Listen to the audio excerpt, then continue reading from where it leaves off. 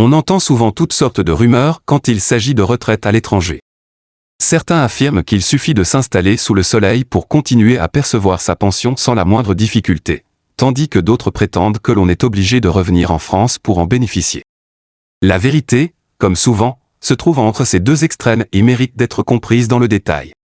Pour savoir si l'on peut réellement toucher sa retraite en vivant à l'étranger, il faut examiner plusieurs éléments, le type de pension que l'on perçoit, le pays où l'on réside, les accords existants avec la France et les obligations administratives à respecter.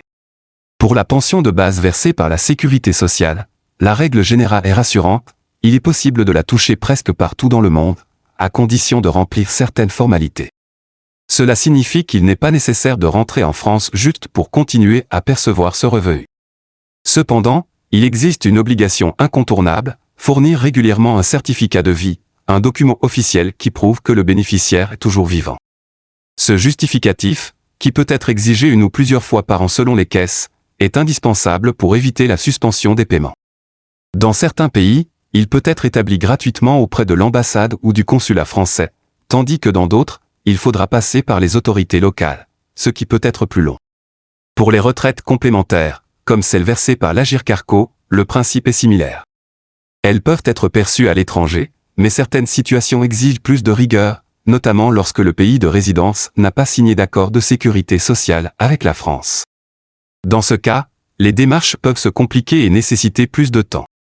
Beaucoup de retraités découvrent ces contraintes trop tard et subissent des retards ou des suspensions de paiement simplement par manque d'information.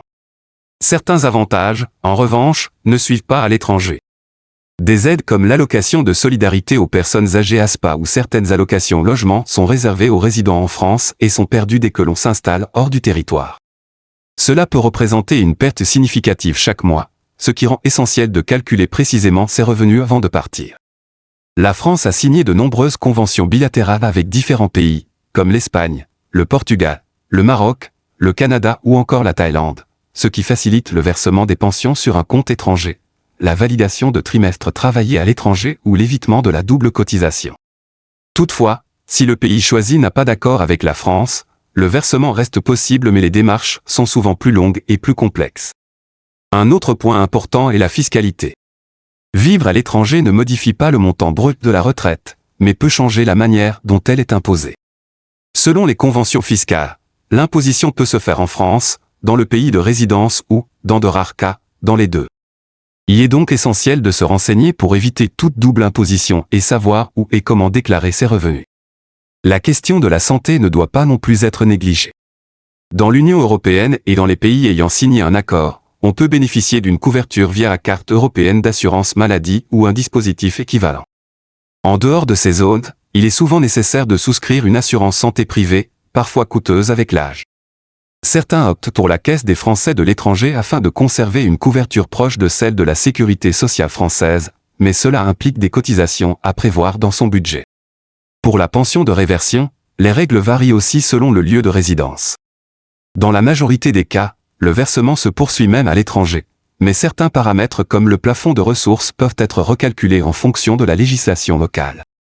Il est également possible, dans de nombreux cas, de cumuler emploi et retraite à l'étranger, mais les effets sur la fiscalité et certaines aides doivent être étudiés au préalable.